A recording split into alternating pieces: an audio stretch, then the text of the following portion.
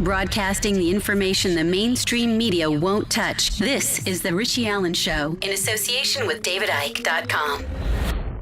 First heard of Cynthia McKinney many years ago. There was a documentary film made about her called American Blackout. It was a film about the levels of malevolence, not only within her own party as a Democratic Party, but also the Republican Party, and the lengths with which they went to get rid of her out of Congress.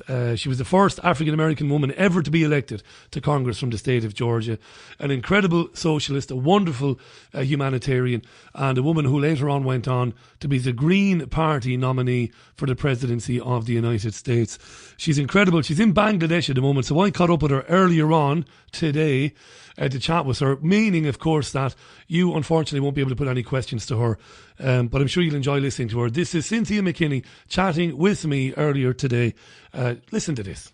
Cynthia McKinney, PhD, by the way. How are you? How are you? Yeah, PhD. I tell you, it took a whole lot of work. I tell you that my mother is sitting back waiting for some politically, some insignificant person who thinks that they're extremely significant to say, they just gave it to her, you know? Yeah. They certainly did. It was hard work. I put in some blood, sweat, and tears for this degree. It's fantastic. We, last year and the year before, while you were going through the process, and of course you're teaching as well, we talked a lot about it. And it's very difficult not to sound patronising when speaking to somebody who's gone back to education as a mature student. You know, I can come off like I'm patronising, which I'm not, because it is difficult. I did it. I left high school, didn't go straight to university, waited, and then went, and I found it bloody difficult. You're to be commended. It's fantastic. So sincere congratulations. I'm delighted that you achieved it, and it's behind you. What does it mean for you now going ahead, Cynthia? What do you think it's going to mean for you in the future? Well, you know, on the one hand, I can say that even though this was not my motivation, to be honest, was just because I could do it. I had the academic talent to be able to do it. And the politics always came first with me, and it got in the way. And so this time when I just refused to let the politics get in the way, and I achieved it. I accomplished it. So, but what I've learned is that there's a club out there. It's an international club, and those 3 letters allow you to join the club. So you get invited to special conferences. You get, it's just and it's not, it is exclusive in that most of the people who are in the club are PhDs. I guess every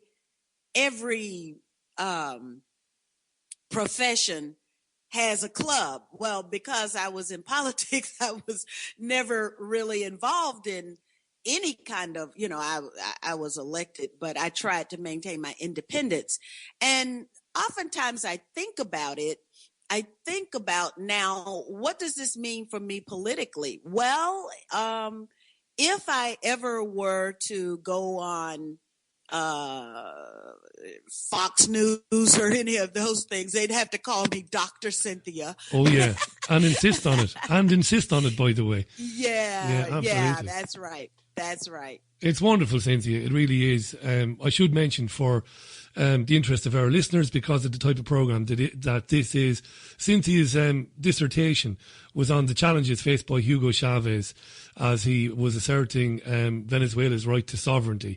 And it's terrific. And it was incredibly well received by the committee, including Dr. Peter Dale Scott, who served on the dissertation committee. This is a wonderful thing. And, of course, that's a wonderful subject. We'll get you back on future shows sometime when you have time. We'll talk all about Venezuela and Chavez. Yeah, we need to talk not only about Venezuela, but, there have been some setbacks. And so now what I would like to research or at least write something substantive about is these hybrid wars, which now the U.S. military is engaged in. And that's just war by another means, war without firing a shot, but it's war nonetheless. And it's these hybrid wars and how countries that want to assert their right to self-determination and sovereignty, to protect their territorial integrity, how can they deal with this new kind of war with which they are being confronted? Absolutely right. And I suppose we can start off today because I want to get through a few things in the 30 minutes that we have together. Your time is precious, I know that. And I want to get through a few of these things. I asked you the other day, when we were talking off air the other day, when I was asking you to come on, I know you're very reticent, and I suppose you're like many African-American men and women, not so much reticent, but sad, despair, fed up, sick of the Obama administration. We might get to him a little bit later on. But I want to ask you what your thoughts are on Donald Trump, on him as a businessman, on him as a candidate. What is he doing in the race? Is it serious? Is he serious? You might be aware, you might not, because I know you're in the subcontinent at the moment. You're working there. But there was a debate at British Parliament yesterday at Westminster, a silly debate, a complete waste of time, on whether Trump should or shouldn't be banned from coming into the country based on some of the things he said about banning Muslims from the United States. It was a silly waste of time only because they would never vote on this, and of course Trump wouldn't be banned regardless of what anybody thought about him. So I'll shut up and let you give me your opinion on it. Some of our listeners and some of our esteemed colleagues think that Trump's whole position in this race is a bit of a ruse, basically to throw the race to Hillary Clinton. That's what we're hearing from people. What are your thoughts on him, what he says, and his place in the campaign? Well, first of all, Trump is not an outsider. And I think it's extremely important for people to understand that Trump is not an outsider, despite the fact that he's never been involved in electoral politics in terms of himself being the candidate. He's extremely involved in U.S. politics by virtue of the fact that he's a business person. And he stood on at the podium himself and talked about how he's had to go to all of the leading Republican candidates and ask for favors because that's what business people do. So he's not an outsider. Secondly, I think it's also important for the general public to understand that it's not only that he's not an outsider, he is an insider in the most intimate kind of way. And so I thought that I would, I understand all of the limitations of Wikipedia. But I thought that I would just go and find out about the Trump organization. So I went to the Trump organization and I looked at who the leadership of the Trump organization, who they are. And then I started to do sort of deep searching on the name so I could understand not just that this is a name and not just that this is a title, but let me find out some background so I could actually know who this person really is, you know. And so that told me not only is he not an outsider, but that he is an insider. So now with that, then we have to look at the things that he has done, even recently, like, for example, endorsing Netanyahu for re-election. And I don't know if Donald Trump's endorsement meant anything, but the fact of the matter is that Netanyahu pulled it out when at least the hype was that he was seriously politically in trouble. And so this endorsement at that particular time, plus, of course, the fact that he was bailed out by the former Speaker of the House and invited John Boehner and invited to come to the U.S. And I'm sure that also played a significant role in the understanding that Netanyahu was an intimate of that chamber of the U.S. Congress, the House of Representatives. He was an intimate of the U.S. Congress. Yeah. And in the same way, Donald Trump is an intimate of these people. So now, with that in mind, that basically tells me all I need to know about the politics of Donald Trump. Not necessarily the policies, because I understand that he has articulated some policy ideas, but the bottom line is his policies are going to follow his politics and the people with whom he is intimate. It's as simple as that, isn't it? There are two. It is simple. And let me as also that, say that it's a bit hypocritical for people in the UK Parliament to be having a discussion about banning Donald Trump with all the bombs they've dropped on Muslim countries. Absolutely. Oh, yeah, I absolutely agree with you. It was an absolute waste of time. There is a system here whereby if Parliament is petitioned by more than 100,000 people, it will basically debate anything.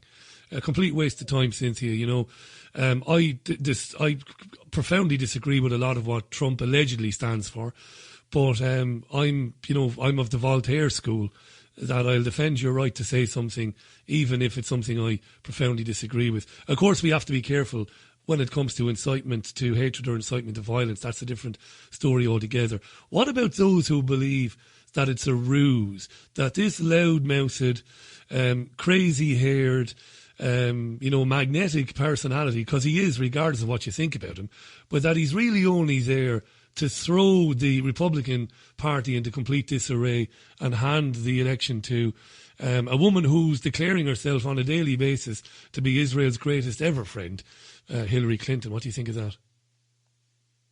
Well, about President Obama, well, when he was candidate Obama, I used to always say, judge him not by what he says, but what he will do. And so now it's judge him not by what he says, not only by what he says, but what he does. And so let's look at the impact of the Trump candidacy on the Republican Party. It has thrown the Republican Party into disarray.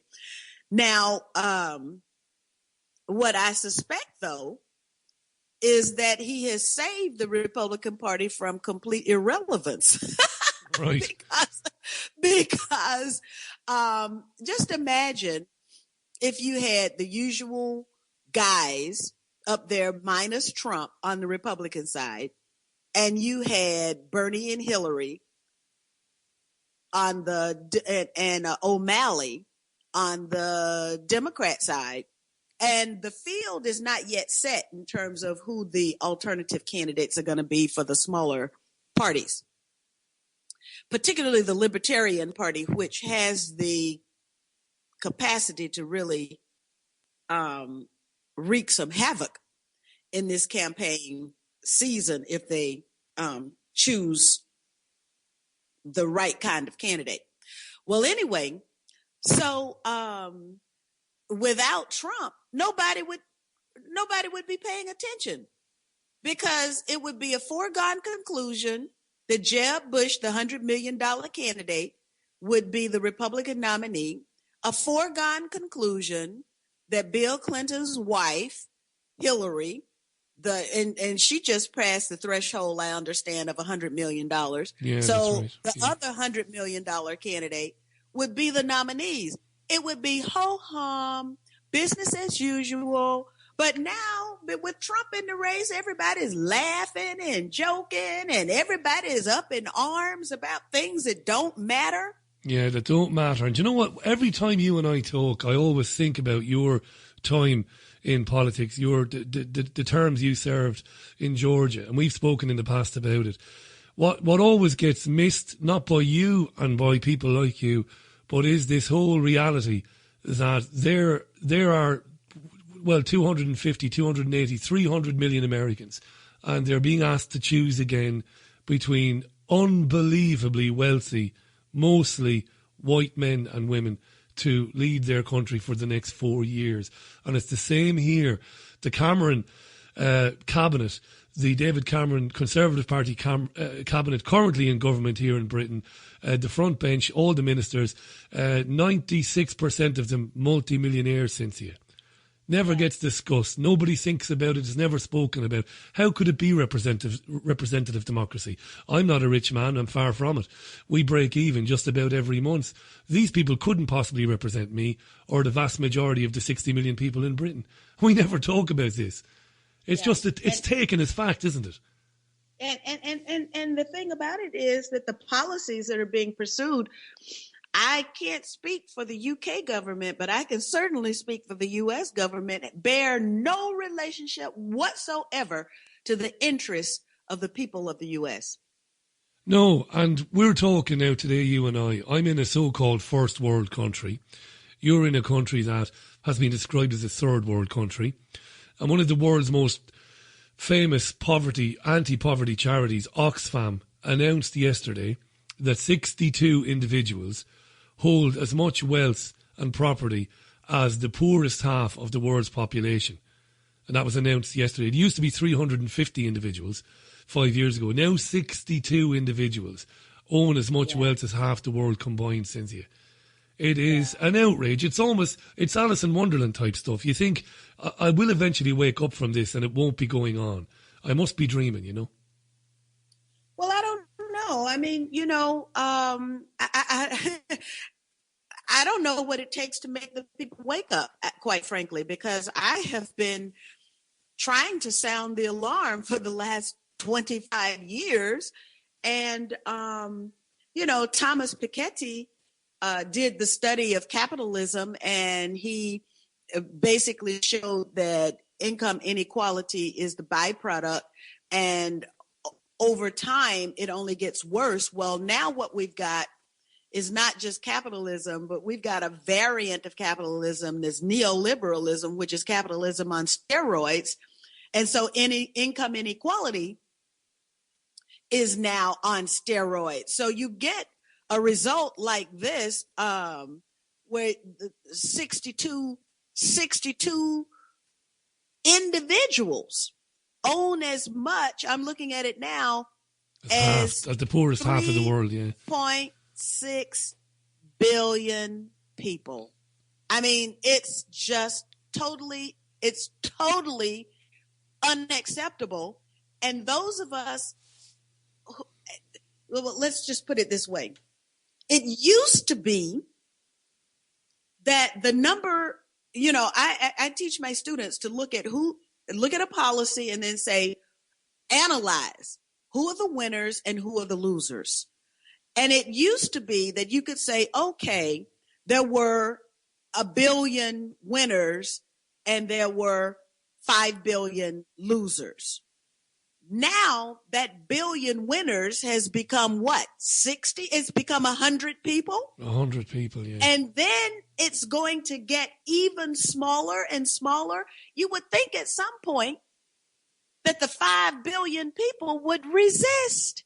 You would think that they would go on a rampage and say, we are going to stop this by whatever means is available to us. And yet it hasn't happened. Even in the U.S., how is it that business as usual is allowed to take place? People are being killed by the police state, just walking down the street. All of a sudden you cross over and you got 16 bullets in your body. What is that?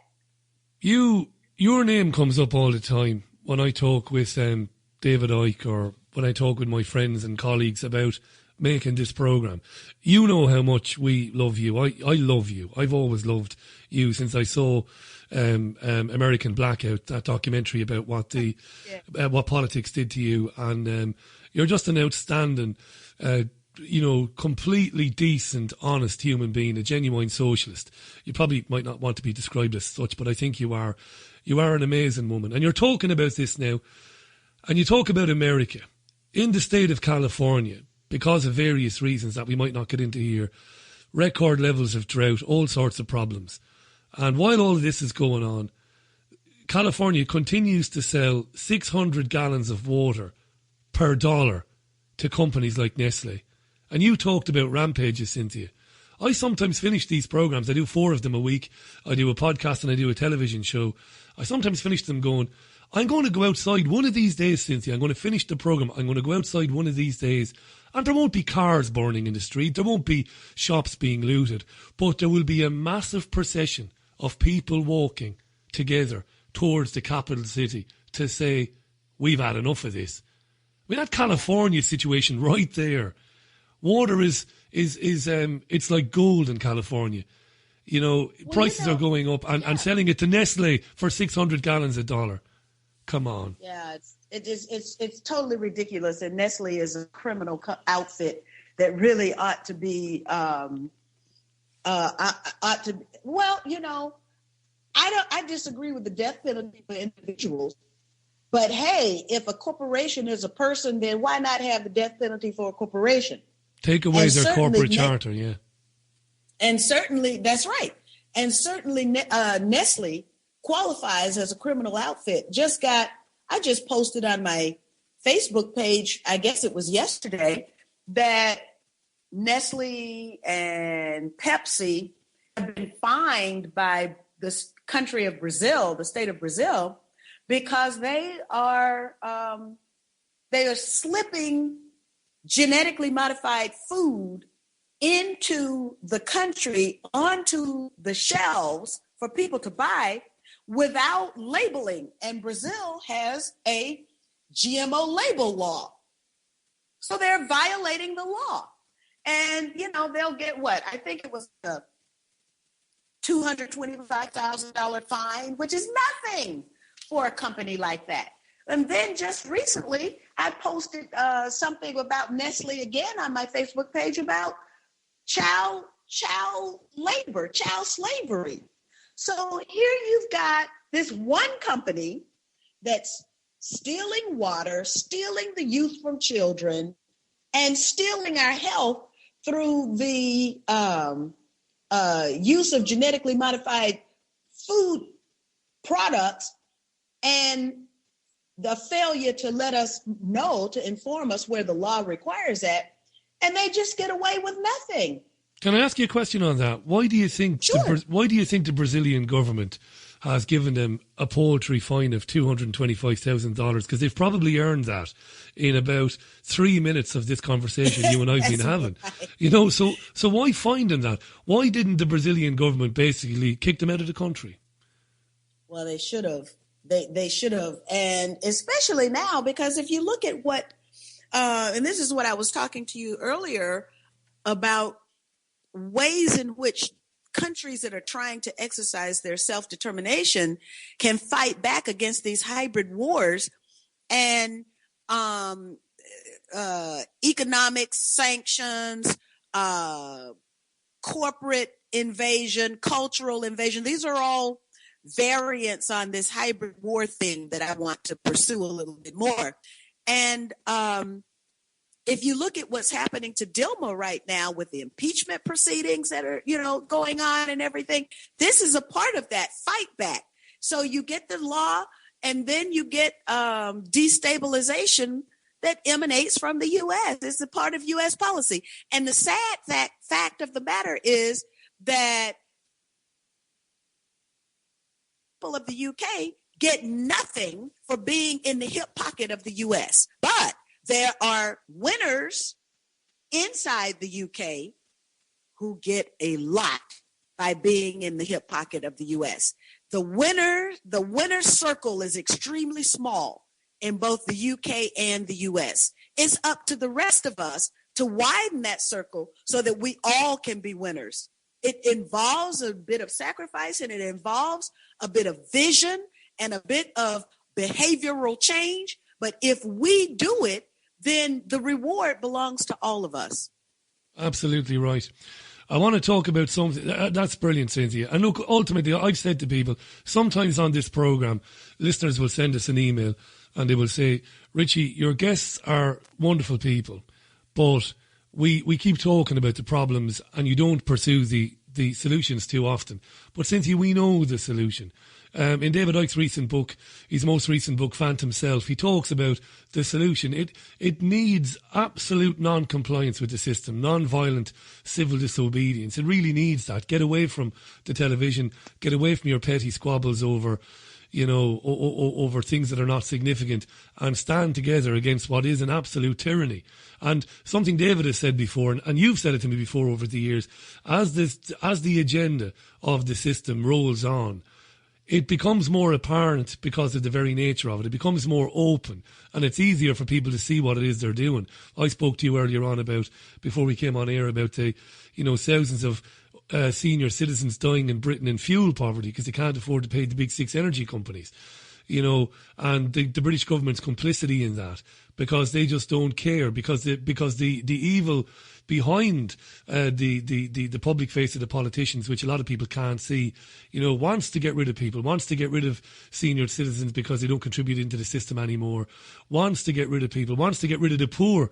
In England, they're getting rid of social housing, which is a very important part of this country for the last 50, 60 years, where, poor people are able to rent a house which is owned by the state, by the public, because they should have a roof over their heads. And they're doing away with that now. It's right in front of people. You're absolutely right. The solution is right there. It's complete non-compliance. How we get to that, though, how we get to the stage where we can reach people, how do we kick them in the backside in a way that they say, all right, yeah, okay, it is. I can see it. It is coming. Right, I'm going to stand with you. How we do that, Cynthia, I don't know. I don't know either, but I can tell you that I just want to. I don't know how much time we have left. No, plenty of time. We got another 15 minutes. Yeah, go ahead. Okay. So I wanted to mention David's. Oh, he brought me to tears. I think it was the Wembley show, but I'm just not sure which one it was. And he had everything spelled out right. His experience exactly matched my experience. His prescription exactly matched my prescription. And his vision exactly matched mine. His diagnosis of the culprits exactly matched mine. And it was just like, it brought me to tears because I couldn't believe that someone else could see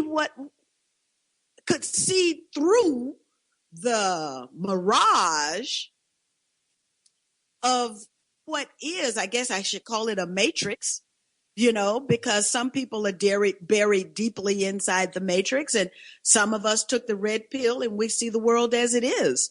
And we see the people who are calling the shots. The only thing is there's not enough of us who have taken the red pill yet, I guess.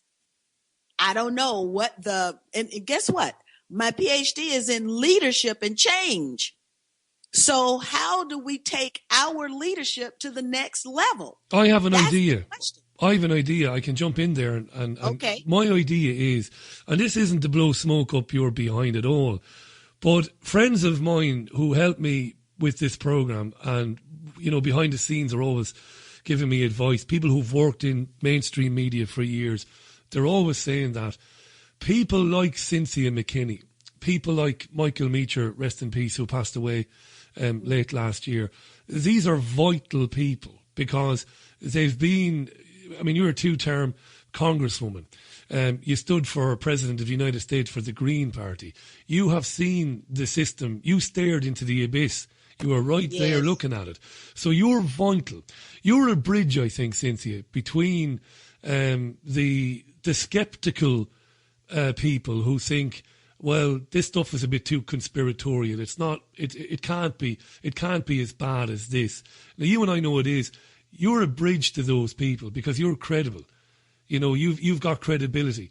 One of the things I'm going to try and do in the coming year on the programme, because we're very lucky now, our programme is getting enormous audiences every night live through David's website, but also through the commercial radio stations that broadcast our show. And I really need to get more people like you who've been there, Cynthia, saw it, walked away from it, and had the courage to tell the truth. I need to do more of that. We need to encourage more people, ex-colleagues of yours, other ministers, other senators, other members of parliament from around the world who've maybe left, who've maybe retired, who are feeling these things. We need to say, look, come on, Yes. you people are the bridge. That's just an idea, you know.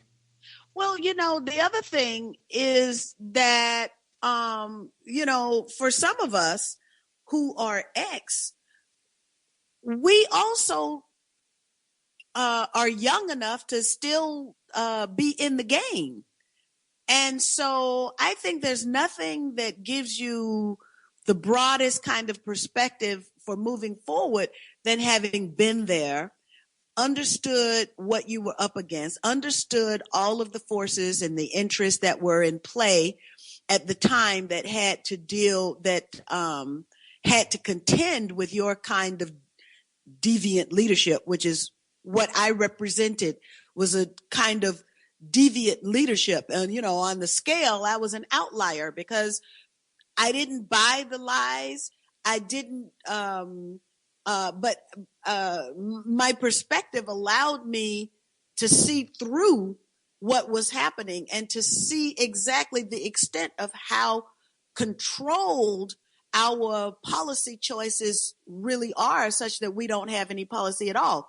And this came to sort of jumped out at me when I was campaigning in Seattle, Washington, and this is for the Green Party vote. And a gentleman, a customer at a grocery store, I was in the grocery store parking lot, and the guy came out and he said, you know, there's 15 brands of Oreo cookie, but I have only 2 choices.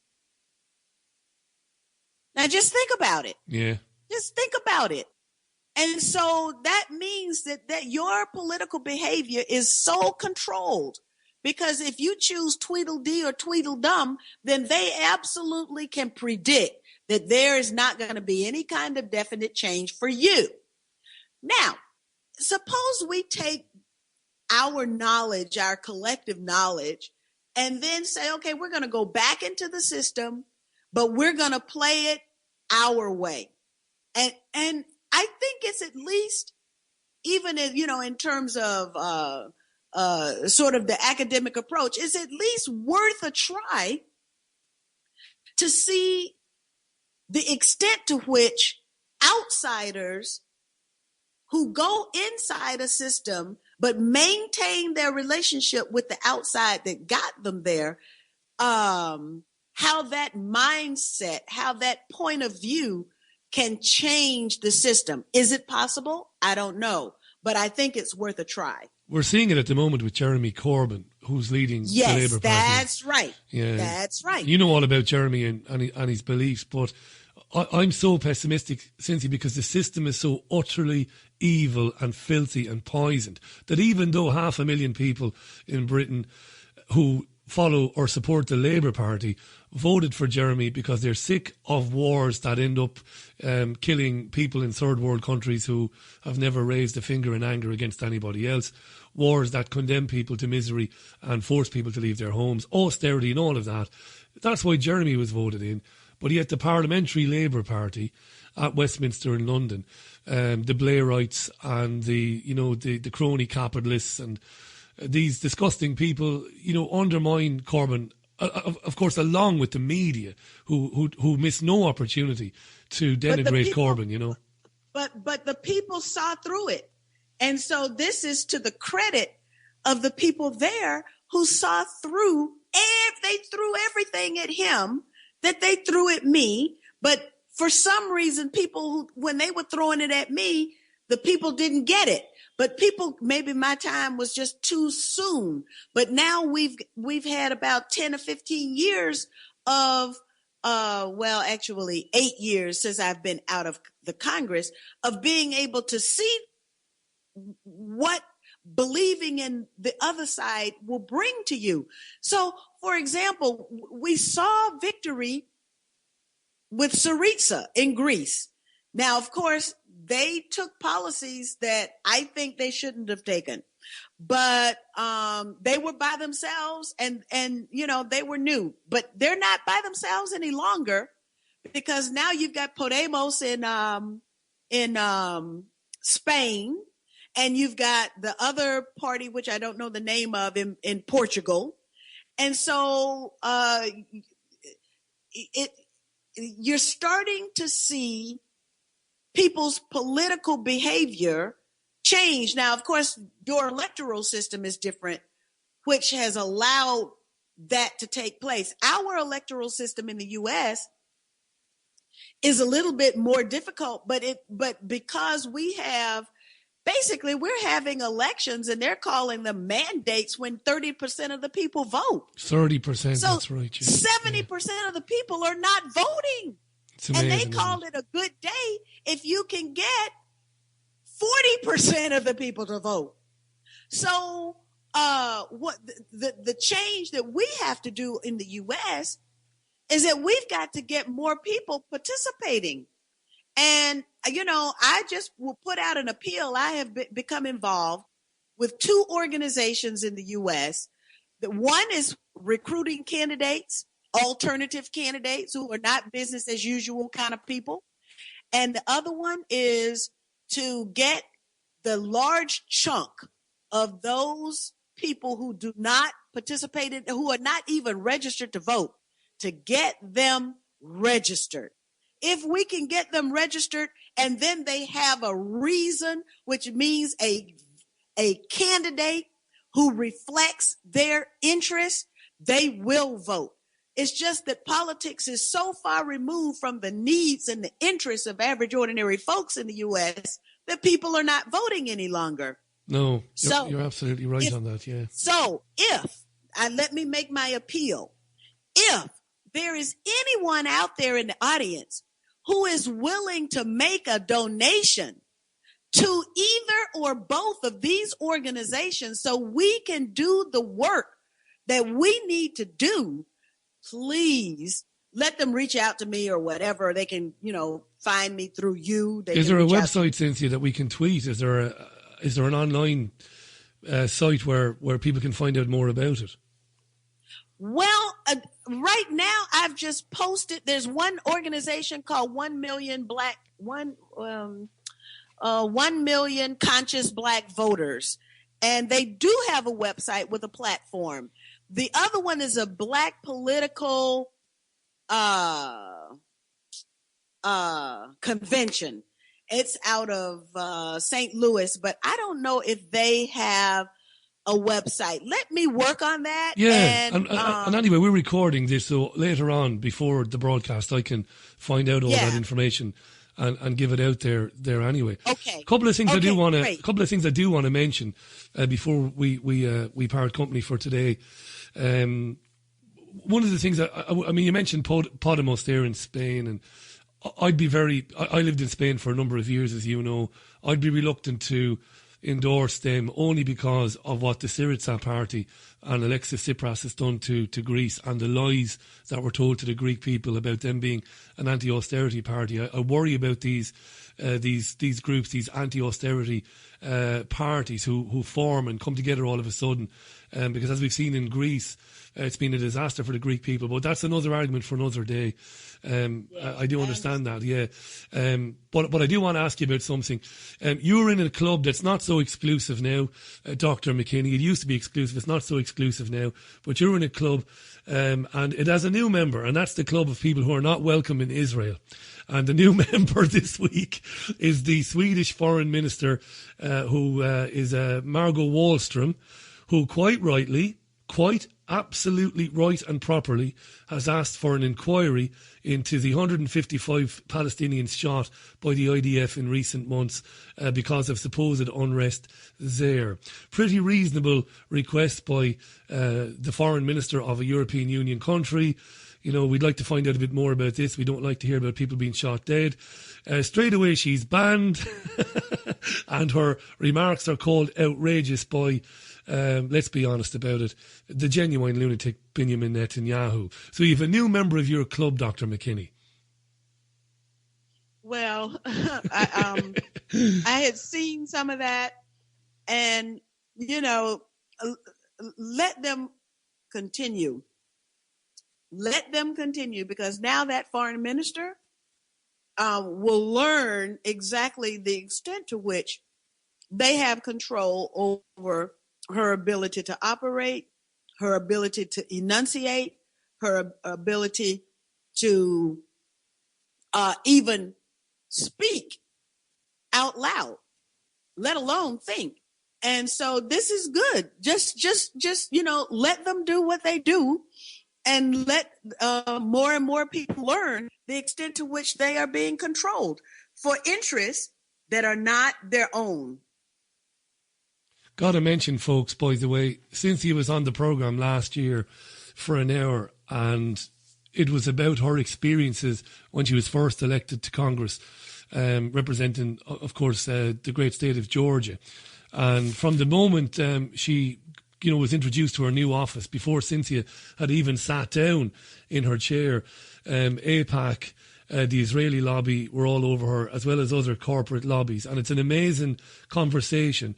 And I remember David Icke took that interview that we never have an interview, you and I, it was a conversation, but he took it and he blasted it all over davidicke.com, and hundreds of thousands of people downloaded it on YouTube, because it was it was the most succinct and well put and understandable, I suppose, narrative, you want to call it, a lecture on what it's like.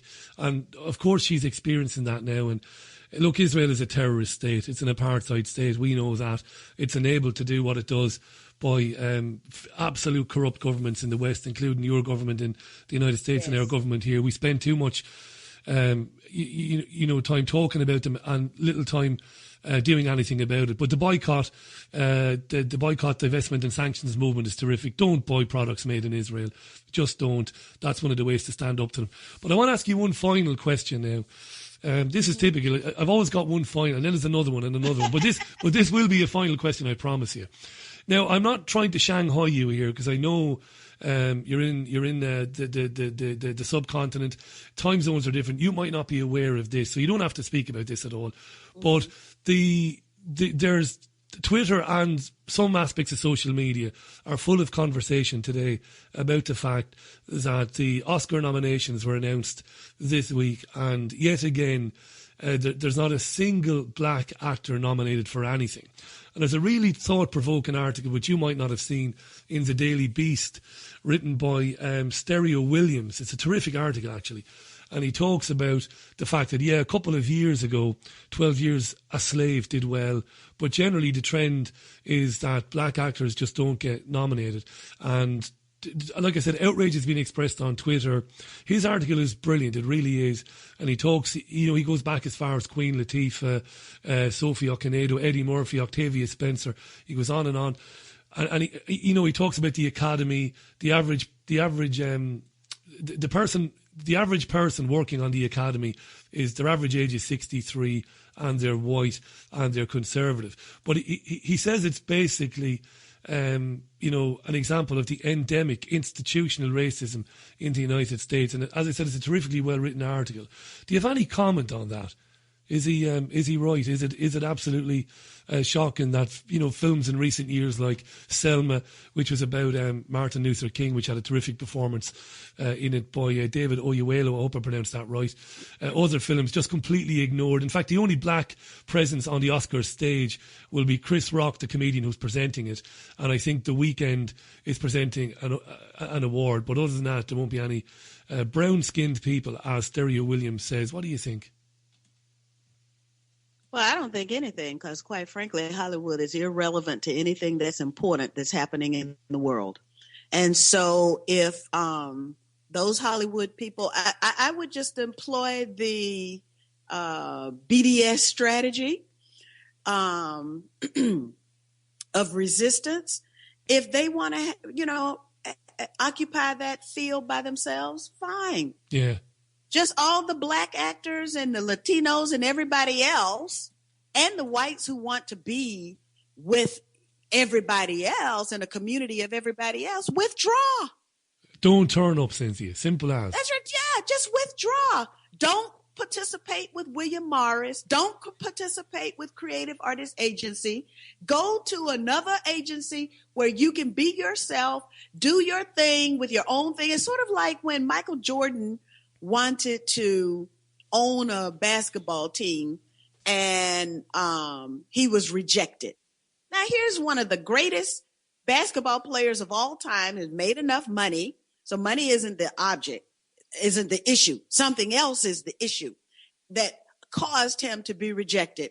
At that point, it was the gentleman who actually is the founder of the 1 Million Conscious Black Voters organization, wrote an article and sent it to me, which I just absolutely love. And it said, and the title of it was A League of Our Own.